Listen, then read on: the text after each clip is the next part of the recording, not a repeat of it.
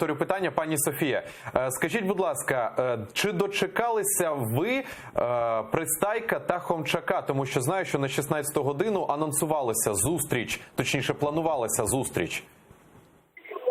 Ні, на жаль, немає нікого і немає інформації, чи взагалі хтось хоче зайти, як то кажуть, до депутатів Верховної Ради, щоб прокоментувати і пояснити цю ситуацію, яка відбувається.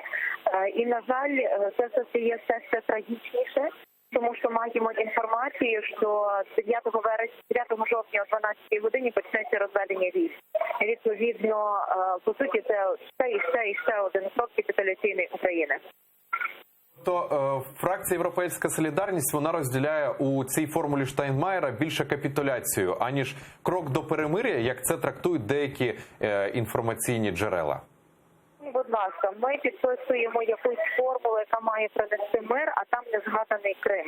Взагалі не згаданий, так якби його не існує. Це перемога чи це поразка? Ми говоримо, що має бути повна амністія всім бойовикам. Те, що ця наволоч, яка вбивала наших захисників на нашій землі, зараз раптом стане частиною парламентського процесу. Це перемога чи це поразка? Це те, що у нас збільшується сіра зона, люди залишаються без захисту, а військових будуть відводити в чисті поля без облаштованих бліндажів. Це перемога чи це поразка? Звичайно, що це є велика поразка.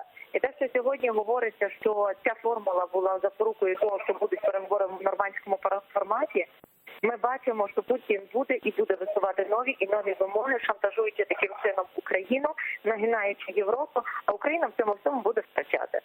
Пані Софія, останнє питання поточнення щодо цього. От ви сказали про розведення військ на лінії розмежування. Звідки у вас ця інформація? Це, будь ласка. Прошу подивитися пост з підтвердженням документів пані Ірини Стрітер, міністра у справах ветеранів. Добре, дякуємо дуже за поточнення. Це і дякую, що долучили до нашого ефіру. Софія Федина, народний депутат України, фракція «Європейська солідарність», була наживо зі студією телеканалу АТР прямо з Верховної Ради, з зали засідань.